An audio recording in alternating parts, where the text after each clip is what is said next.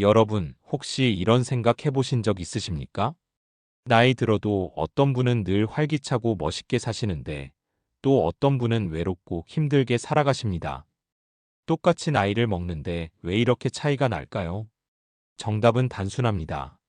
잘 사는 분들에겐 남들이 모르는 10가지 비밀이 있기 때문입니다. 이 비밀을 아시는 분들은 70세, 80세가 넘어도 눈빛이 반짝이고 주변에서 이렇게 말합니다. 와, 저분처럼 나도 늙고 싶다. 오늘 이 영상을 끝까지 보신다면 노후에 꼭 필요한 10가지 비밀 습관을 알게 되실 겁니다. 그리고 아마 여러분도 이렇게 말하게 될 겁니다. 아, 늙는 게 두렵지 않구나. 나도 충분히 멋지게 살 수 있구나. 자, 그럼 지금부터 늙어서 진짜 잘 사는 사람들의 10가지 비밀을 하나씩 풀어드리겠습니다. 공감 앤드 문제제기. 많은 분들이 이렇게 말씀하십니다.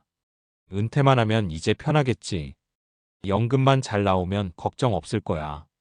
하지만 현실은 어떨까요? 은퇴 후에도 불안, 외로움, 무료함이 우리를 찾아옵니다. 돈이 있어도 마음이 허전하고 시간이 많아도 삶이 공허한 경우가 많습니다. 실제로 연구에 따르면 노년의 행복을 결정짓는 가장 큰 요소는 돈이 아니라 관계와 건강, 그리고 삶의 의미라고 합니다. 즉, 지갑이 두둑해도 친구가 없고 몸이 아프고 하고 싶은 일이 없다면 결코 행복할 수 없습니다. 그렇다면 여기서 이런 질문이 생깁니다. 나이 들어서 진짜 잘 산다는 건 과연 무엇일까? 그리고 그 길을 가고 있는 사람들은 무엇을 다르게 하고 있을까? 오늘은 바로 그 답을 찾는 여정을 함께 떠나보려고 합니다. 지금부터 말씀드릴 10가지 비밀은 실제로 나이 들어도 활기차고 멋지게 살아가는 분들이 공통적으로 지니고 있는 삶의 태도이자 습관입니다. 여러분도 아마 듣는 순간, 아, 저건 나도 당장 시작해야겠다라는 생각이 드실 겁니다. 늙어서 진짜 잘 사는 사람들의 10가지 비밀. 비밀 1. 건강을 투자로 본다. 노년의 가장 큰 재산이 무엇일까요? 바로 건강입니다. 돈이 많아도 몸이 아프면 쓰지를 못합니다. 반대로 돈이 조금 부족해도 건강하다면 마음껏 생활을 즐길 수 있습니다. 실제로 잘 사는 분들은 건강을 단순한 관리가 아니라 투자라고 생각합니다. 주식에 투자하듯, 부동산에 투자하듯 건강에도 매일매일 시간을 투자하는 것이죠. 예를 들어 매일 30분 걷기 운동을 꾸준히 하시는 분은 단순히 운동을 한 것이 아니라 병원비 수천만 원을 절약한 것과 같습니다. 또한 규칙적인 식사와 충분한 수면은 몸의 이자와도 같습니다. 지금은 작아 보이지만 10년, 20년이 지나면 어마어마한 차이를 만듭니다. 늙어서 잘 사는 분들의 첫 번째 비밀은 바로 이것입니다. 건강을 소모품이 아니라 자산으로 본다. 그리고 그 자산을 늘리기 위해 매일 꾸준히 투자합니다. 여러분도 오늘부터 작은 투자 하나 시작해 보시면 어떨까요? 하루 30분 걷기, 물 1리터 더 마시기, 정기검진 놓치지 않기. 이 작은 습관이 여러분의 노후를 지켜주는 든든한 자산이 될 것입니다. 비밀이 돈보다 생활 리듬을 지킨다. 많은 분들이 노후 준비하면 제일 먼저 떠올리는 게 돈입니다. 물론 돈이 필요하죠.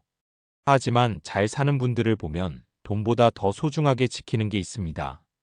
바로 생활 리듬입니다. 매일 같은 시간에 일어나고 일정한 시간에 식사하고 밤에는 규칙적으로 잠드는 것. 이 단순한 생활 리듬이 무너지면 돈이 아무리 많아도 건강과 행복을 지키기 어렵습니다. 실제로 의학 연구에서도 수면과 생활 패턴의 규칙성이 밀접한 연관이 있다고 합니다. 반대로 불규칙한 생활을 하면 면역력이 떨어지고 우울감도 심해진다고 하죠. 늙어서 잘 사는 분들은 아침 햇볕을 꼭 쬐고 산책을 일상처럼 합니다. 또 식사 시간을 일정하게 지키고 잠자리를 거르지 않습니다. 이 작은 습관들이 쌓여 노후의 평안함을 만들어주는 겁니다. 그러니 여러분도 돈은 조금 덜 벌어도 괜찮다 하지만 내 생활 리듬은 반드시 지킨다라는 마음으로 하루 일과를 정리해 보시길 권합니다. 안정된 리듬이야말로 돈보다 오래가는 진짜 자산입니다. 비밀 3. 배우자와의 관계를 파트너십으로 본다. 노년에 가장 가까운 사람은 누구일까요? 바로 배우자입니다. 하지만 많은 분들이 나이 들어 배우자에게 지나치게 의존하거나 오히려 사소한 일로 끊임없이 다투는 경우가 많습니다. 늙어서 잘 사는 분들의 특징은 다릅니다. 배우자를 돌봄의 대상이나 짐이 아니라 동반자, 파트너로 본다는 점입니다. 서로를 통제하려 하지 않고 존중과 배려로 함께 걸어갑니다. 함께 여행을 가거나 같이 취미를 즐기고 집안일도 협력합니다. 그리고 무엇보다 당신 덕분에 내 삶이 더 풍요롭다라는 감사 표현을 아끼지 않습니다. 반대로 늘 불평하고 원망하는 부부는 나이 들수록 더 외롭고 불행해집니다. 하지만 파트너십을 유지하는 부부는 나이 들어도 마치 연인처럼 서로에게 힘이 됩니다. 늙어서 진짜 잘 산다는 건 결국 혼자가 아니라 함께 늙어간다는 것을 즐기는 데 있습니다. 오늘 집에 가시면 배우자께 이렇게 한마디 해보시는 건 어떨까요? 당신이 있어서 참 든든하다. 이 작은 말 한마디가 노후의 행복을 지켜주는 큰 힘이 됩니다. 비밀4. 자식에게 기대지 않는다. 많은 부모님들이 이렇게 말씀하십니다. 내 늙은 날은 자식이 책임져야지. 하지만 현실은 다릅니다. 자식은 이미 자기 삶을 살아가느라 바쁘고 부모의 기대를 모두 채워줄 수 없습니다. 늙어서 진짜 잘 사는 분들은 자식에게 지나치게 의존하지 않습니다. 자식은 내 삶의 전부가 아니라 독립된 인생을 살아가는 존재임을 인정합니다. 그리고 오히려 이렇게 말씀하시죠. 내 인생은 내가 책임진다. 자식은 내 기쁨일 뿐, 내 의지처가 아니다. 실제로 자식에게 기대하지 않는 부모일수록 자식과 더 좋은 관계를 유지합니다. 부담이 없으니 더 자주 찾아뵙고 마음 편히 함께 시간을 보낼 수 있는 것이죠. 반대로 내 노후는 내가 책임져라라는 태도를 가지면 자식도 마음이 무겁고 점점 멀어집니다. 늙어서 잘 산다는 것은 자식을 사랑하되 의존하지 않는 것입니다. 내 삶의 중심을 여전히 나 자신에게 두는 것, 이것이 네 번째 비밀입니다. 비밀 5. 새로운 친구를 계속 만든다. 나이가 들수록 점점 친구가 줄어듭니다. 직장에서 퇴직하면 동료들과의 교류도 끊기고 오래된 친구들은 멀리 이사가거나 건강 문제로 만나기 어려워집니다. 그래서 많은 분들이 이제 외로움은 피할 수 없구나 하고 체념하시죠. 하지만 늙어서 진짜 잘 사는 분들은 다릅니다. 그분들은 새로운 친구를 꾸준히 만든다는 공통점이 있습니다. 동호회에 가입하거나 평생교육원에서 배우고 봉사활동에 참여하면서 또래뿐만 아니라 젊은 세대와도 관계를 넓혀갑니다. 이런 분들은 나이가 들어도 늘 활기차고 대화의 주제가 풍성합니다. 반대로 인간관계가 멈춘 사람은 점점 외로움과 우울에 갇히게 됩니다. 외로움은 담배보다 더 건강에 해롭다는 연구 결과가 있을 정도로 고립은 노후의 가장 큰 위험 요소입니다. 그러니 여러분도 주저하지 말고 새로운 만남을 시도해 보시길 권합니다. 낯선 만남이 어색할 수도 있지만 그 속에서 평생의 친구를 만날 수도 있습니다. 노후의 삶을 빛나게 만드는 건 결국 돈이 아니라 사람입니다. 비밀 6. 좋아하는 일을 끝까지 한다. 많은 분들이 은퇴 후 이렇게 말씀하십니다. 이제 할 일이 없으니 그냥 쉬어야지. 하지만 실제로는 아무것도 하지 않고 쉬기만 하면 오히려 몸과 마음이 더 빨리 늙어갑니다.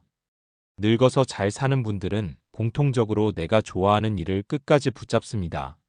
글쓰기, 그림, 악기, 노래, 텃밭 가꾸기, 여행, 봉사활동 등 무엇이든 상관없습니다. 그 일이 돈이 되느냐 안 되느냐가 중요한 게 아니라 나를 즐겁게 하고 삶에 의미를 주느냐가 핵심입니다. 예를 들어 한 80대 어르신은 매일 아침 꽃에 물을 주고 사진을 찍는 것이 낙이라고 합니다. 그 단순한 습관 하나가 하루를 활기차게 만들고 내일을 기대하게 만든다는 것이죠. 직업은 은퇴해도 인생에서 즐거움은 은퇴할 수 없습니다. 늙어서 잘 사는 여섯 번째 비밀은 바로 끝까지 좋아하는 일을 붙잡고 사는 것입니다. 비밀 7. 나눔과 봉사를 생활화한다. 노년에 가장 두려운 것은 내가 더 이상 쓸모없는 존재가 되는 것입니다. 하지만 늙어서 잘 사는 분들은 이 두려움을 멀리합니다. 비결은 바로 나눔과 봉사입니다. 돈을 크게 기부하지 않아도 괜찮습니다. 내가 가진 작은 재능을 나누고 시간을 조금 떼어 이웃을 돕는 것만으로도 충분합니다. 예를 들어 손자들에게 책을 읽어주는 것, 지역 사회 봉사활동에 참여하는 것, 후배들에게 경험을 전해주는 것, 이 모든 것이 소중한 나눔입니다. 이렇게 나누는 사람들은 아직도 내가 필요한 사람이구나라는 자존감을 느끼게 됩니다. 그리고 그 자존감은 우울을 막고 삶의 활력을 불어넣습니다. 반대로 자기만을 위해 사는 사람은 점점 외롭고 쓸쓸해집니다.